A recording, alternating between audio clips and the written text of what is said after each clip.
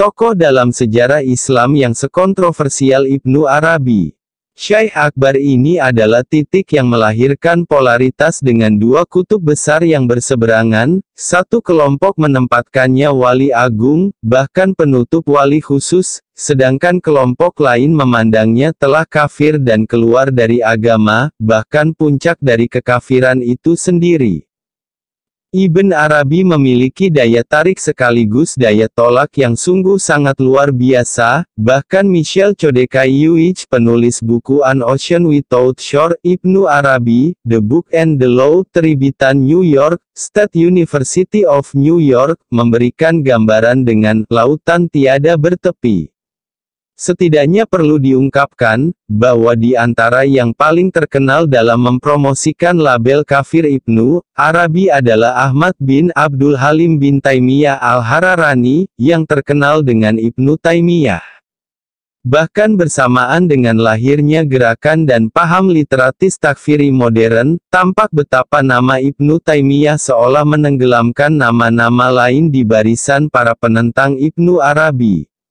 Perihal tingkat keilmuan yang jauh melampaui manusia pada umumnya, sering bahkan hampir semua istilah dalam pemikiran Ibnu Arabi serasa menggunakan kata-kata bahasa Arab yang longgar dan kaya. Sebagaimana yang terdapat dalam Al-Quran dengan beragam tingkat balaghah, tiap hurufnya memiliki makna yang ditunjukkan untuk berbagai keadaan rohani pembacanya, tanpa harus membuang makna umumnya. Karena itu, Al-Quran menjadi obat bagi semua penyakit manusia yang berbeda-beda dan bertingkat-tingkat. Maka tidak heran, jika mendengar ungkapan-ungkapan pemikiran Ibnu Arabi sering terdapat kesapahaman bahkan lebih daripada itu. Ambil contoh dalam penggunaan beberapa istilah yang mengandung beragam arti yang kadang malah bertentangan. Maula, misalnya dalam bahasa Arab bisa berarti tuan, sekaligus bisa berarti budak. Ibnu Arabi tak merasa perlu memastikan mana di antara dua makna berlawanan itu yang dia tuju. Bayangkan, betapa mudah orang tergelincir dengan permainan seperti itu. Tetapi, di balik kebingungan itu, Ibnu Arabi sedang mengajak orang untuk kembali ke dalam batinnya sendiri. Ia ingin mengembalikan makna kepada pembaca sesuai dengan makam, kapasitas pembaca, bukan makam penulis.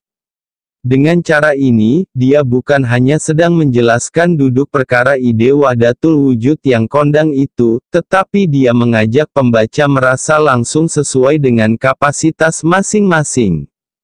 Paradoksal Ibnu Arabi yang tak lazim menjadikan perdebatan yang sangat, dan tak heran jika ditemui berbagai pertentangan bahkan pada tingkat tertentu. Tidak mengejutkan bila kita dapati penyebutan terhadap Ibnu Arabi sebagai imam kesesatan, ateis, zindik, dan sebagainya. Bahkan sampai pada tahap di mana terdapat larangan pada karya Ibnu Arabi. Bahkan Syaikh Sholih Zainuddin sempat menyatakan jika karya-karya Ibnu Arabi tidak akan ditemui di wilayah Mesir dan Alexandria, juga tidak akan ada orang yang